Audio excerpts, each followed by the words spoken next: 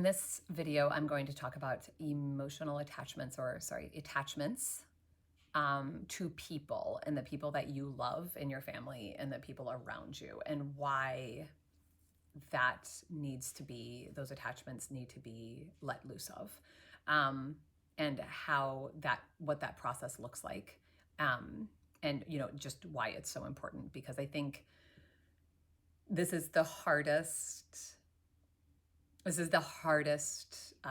thing to internalize when it comes to attachments and understanding the importance of detachment, because we love people, right? And the idea of not having an emotional attachment to your spouse or your children just seems completely insane.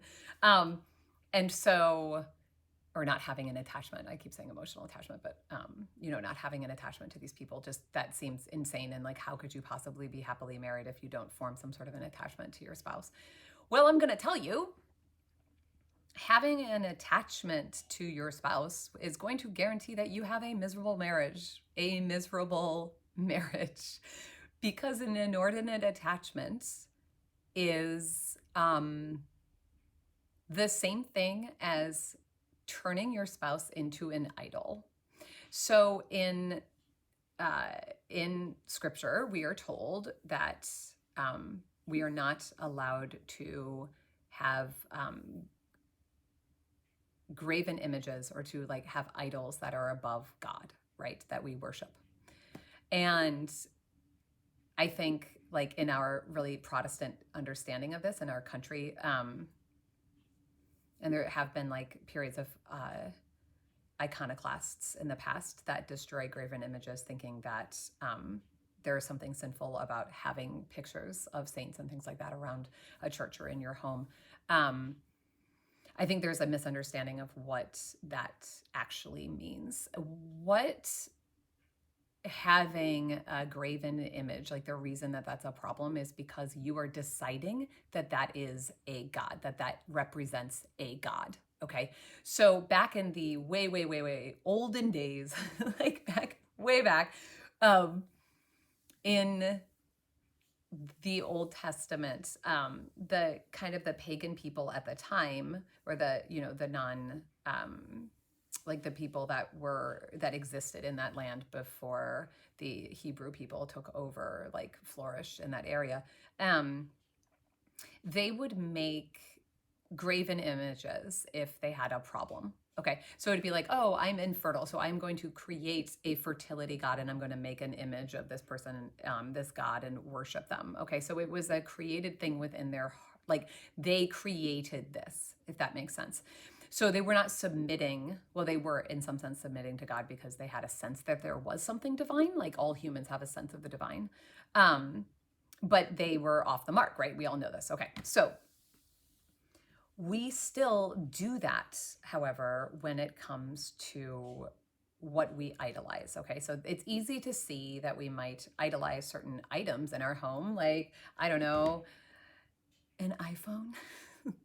Most of us, this is like a real idol for us, right? We carry these around, like, we're pretty obsessed with them. We have these like amazing computers in our pocket. But when it comes to people, we do the same thing. So we idolize our spouses, especially, and our family members and our children. And so what does it mean to idolize your spouse? Well, it means that you're turning your spouse into God. And the problem with turning your spouse into God is that your spouse is nothing like God. They are not even close to God. And if you, I mean, they are like God. They're made in his image and likeness. But if you idolize a human, you will always be disappointed, because they will never live up to what it is that you have decided they should be. Because the creation of an idol is an actual choice that you have made. So you have made the choice to place your spouse up on a pedestal and pretend that they are God. And that is a huge, huge problem. And it will make you miserable in your marriage.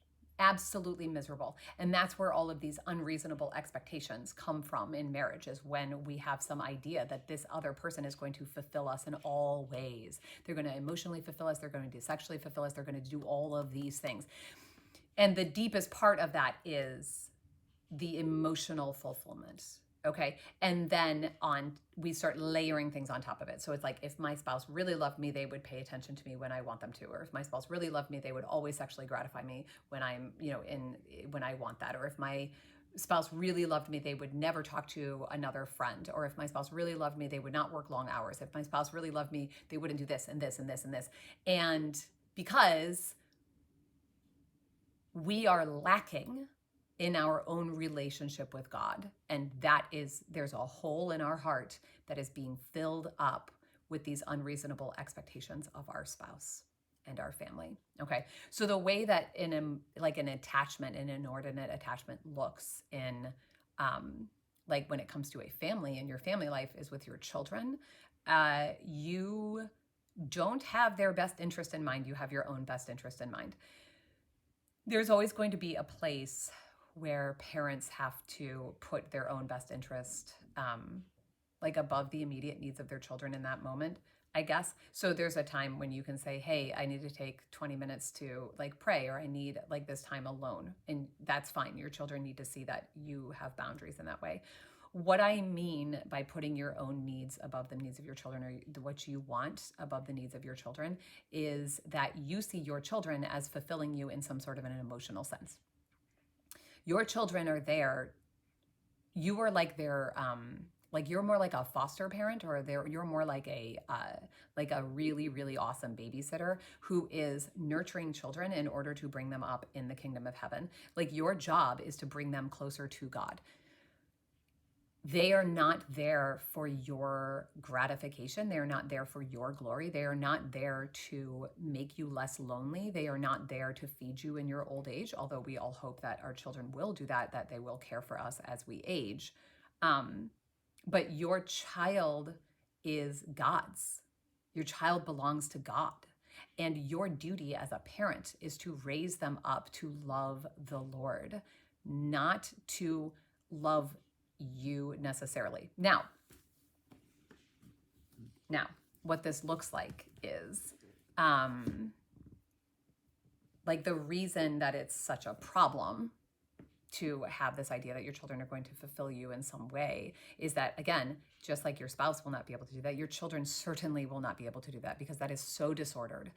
And you will lash out at them. You will be a very crabby and mean parent if that is your expectation of your children. So if they do something wrong, right, you're going to take that as a personal affront to you, in this weird narcissistic way that people that have these inordinate attachments act towards their children, instead of saying to yourself, okay, my kid lied. Let's take an example. If my child lied, okay, your first concern for that child should be their relationship with God. So you're I don't want my kid to grow up to be a liar, because that will separate them from our Lord. And so from there, you can kind of figure out how you're going to discipline them and how you're going to teach them truthfulness and why that is so important. Okay. If you have an inordinate attachment to a child, the lie is, how dare you lie to me? I am your mother and I do everything for you. How dare you lie to me? Okay. It's not about you if your child lies to you. Now, of course, your child is called to be, your child is called to honor the fourth commandment. The fourth commandment. Mm-hmm. Honor your parents, yes. Okay, and your teachers. And of course, your child is called to honor that and to not lie to their mom and dad. Okay, I'm not saying that isn't a problem, but that is their sin that they have committed against God, and you are the recipient of that sin. I hope that makes sense, right? So I'm not saying that it isn't a problem that your child lied to you or was disrespectful to you, but that is their own soul. So that is their own problem in that way. Now, because they're their parents, you obviously have to raise them up in a way that they will, you have to take action in these things. But when you have an inordinate attachment to your child, that's what will pop up. Okay, that's what will pop up. It would be these angry outbursts at your kid, or angry or disappointment or sadness, or like another big one is when people are upset that their children are growing up. And of course, there is a place of sadness there, because that like early childhood phase is so beautiful and so sweet. Okay. I mean, people that are downright obsessed with the fact that their children are now adults, and they'll say to mothers, like especially young moms, they're like, "Oh, enjoy it while it lasts. Like they're going to be grown up soon and they'll never talk to you again. And like they don't, they're going to be mean teenagers, and like you enjoy this while it lasts." And it's like, that is very worrisome to me when people talk like that about their children, because your child is not there for your gratification. Like they're not there to make you feel warm and fuzzy. Your child is there to serve and love the Lord. They are there for his glory.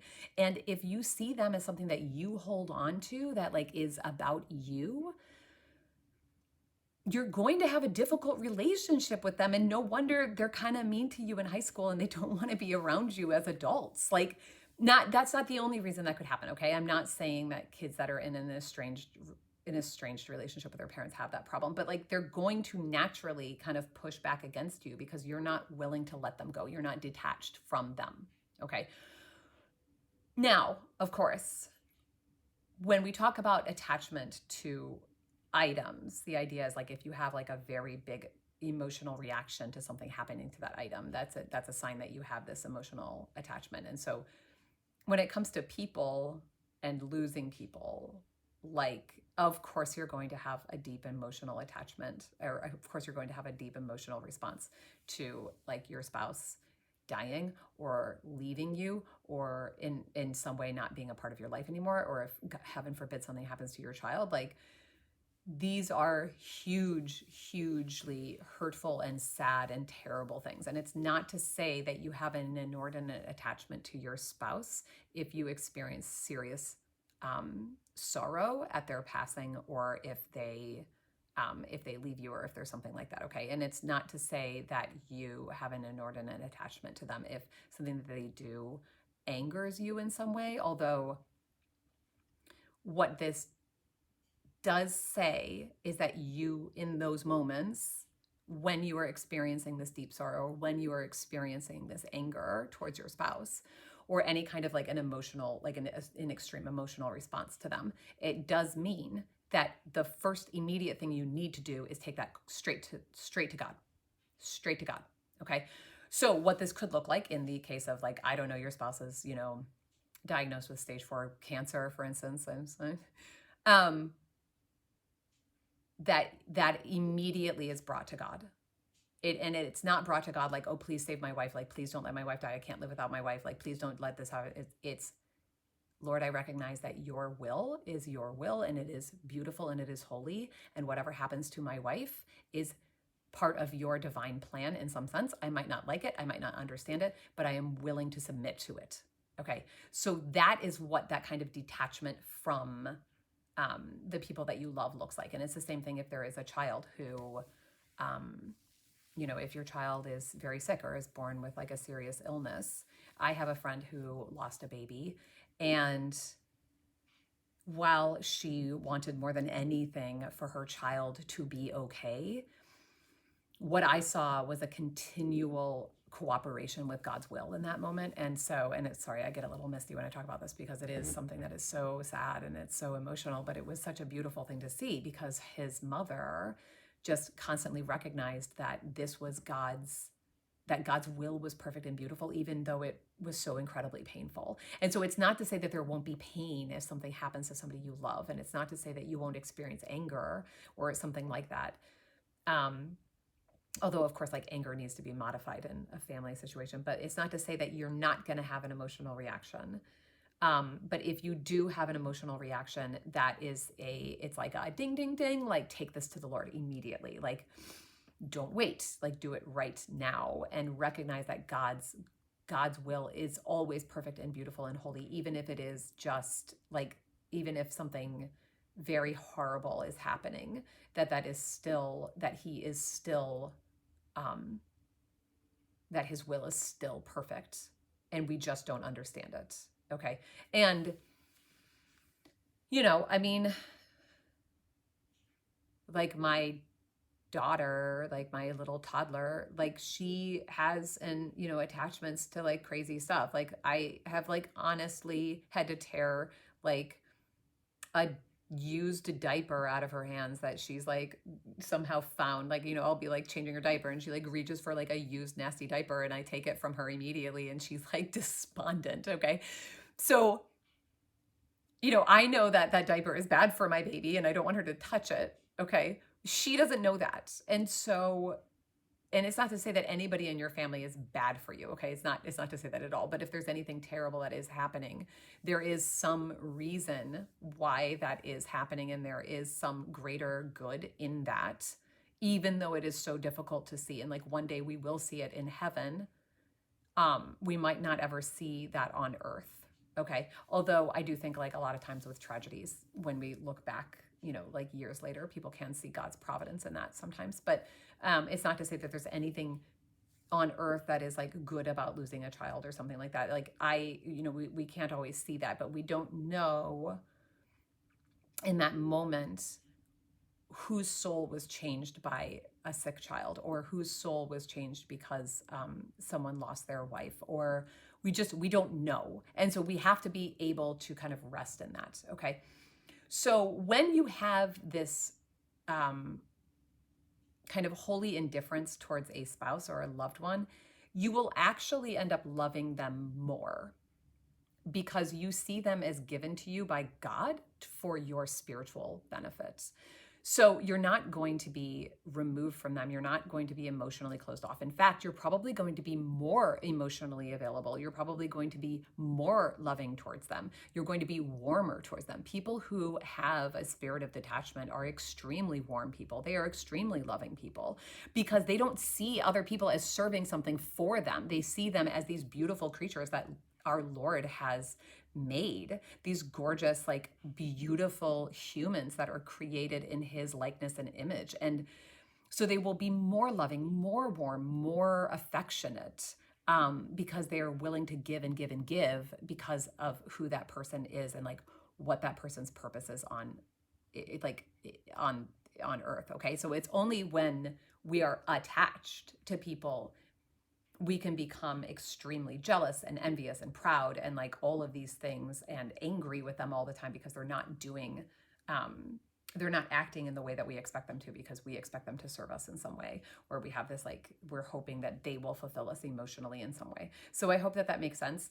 That is the spirit of detachment from people. And it's an ongoing process. Like it's not like one day you're going to wake up and be like completely perfectly detached. That's not my understanding of this. My understanding of this is that it's something that you're always looking at and you're kind of always paying attention to these passions that come up, these emotions that come up in relationship to things and people. And so it's an ongoing battle that you're always going to have to be letting these things go. Okay. So anyway, bye. Good to talk to you. Bye.